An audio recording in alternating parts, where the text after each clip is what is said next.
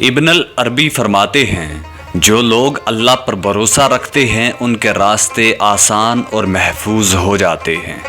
سہنے والوں کو اگر صبر آ جائے تو کہنے والوں کی اوقات دو کوڑی کی رہ جاتی ہے۔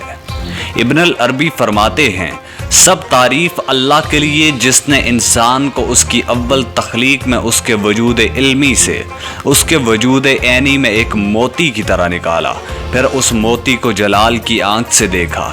جب خالق کی نظر حقیقت پر پڑی تو یہ اس سے حیا کرتے ہوئے پگھل گیا اور پانی کی طرح بہہ چلا، جس میں اس نے اپنے علمی جواہر، پارے اور موتی چھپائے۔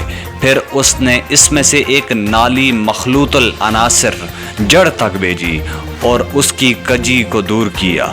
پھر اس شاخ کا نام انسان رکھا، اس کی صورت بخشی اور اس کی سماعت اور بصارت بنائی۔ عالم اکبر یعنی کائنات کی ہر شے کی ترتیب اس میں بہترین طرز پر رکھی اور اسے تدبیر عطا کی۔ احسان کی گواہی سے اسے ہر چیز پر گواہ بنایا اور اقرار لیا۔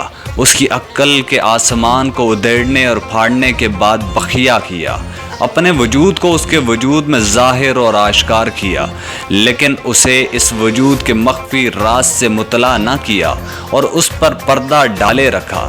یہ سب ایک بالغ حکمت کے سبب تھا۔ جس نے اس حکمت میں غور کیا وہ اسے پا گیا۔ پھر جب حضرت اقتدار سے جلوہ دکھایا تو اسے چکا چوند کر ڈالا۔ یوں جب وہ آتش ہیبت کے خوف سے اندھا دھند بھاگا تو اسے پکڑ لیا اور مغلوب کیا۔